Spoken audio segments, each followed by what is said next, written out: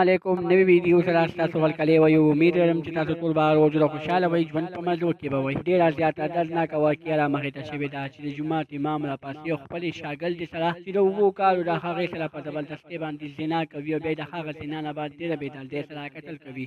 د جومات امام اخر داسې حرکت ولې وکړو، داسې ولې مجبوره شو چې خپلې د 7 کالو شاګردې سره یې زنا وکړله او بیا یې ډېره بېدردۍ سره قتل کړه. پوښتنه وکړو چې د تاسو د دې پوره معلومات نه ځان خبرول غواړئ که اوسه پورې چې زموږ د چینل مخه نه وي سبسکرایب کړئ او موږ زموږ د چینل مخه سبسکرایب کړئ، تر نشان څخه مخه ووهئ چې زموږ هر یوه نوې معلوماتي ویډیو تاسو ته په اسانۍ سره میلاویږي. ډېره زیاته دردناکه واقعه رامخې ته شوې ده په ثوابۍ کې چې د جومات امام راپاڅي او خپلې د 7 کلنې شاګردې سره په زبردستۍ باندې زنا کوي او بیا د هغه زنا کولو نه بعد ډېره بېدردۍ سره قتل کوي. جومات امام اخر داسې حرکت ولې وکړو؟ د جومات امام داسې حرکت دې په وجه باندې وکړو چې دغه شاګرده لږه د رنګ سپینه وه، ډېره زیاته ښایسته وه.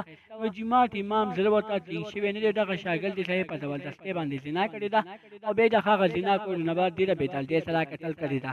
دوستانو چې کله یې مور او پلار ته پته ولګېده چې دا حرکت د جومات امام کړی، مور او پلار یې په ژړا شولو، په میډیا باندې وایي مونږ ته د انصاف میلو شي، دغه قاتل دې پانسي کړی شي.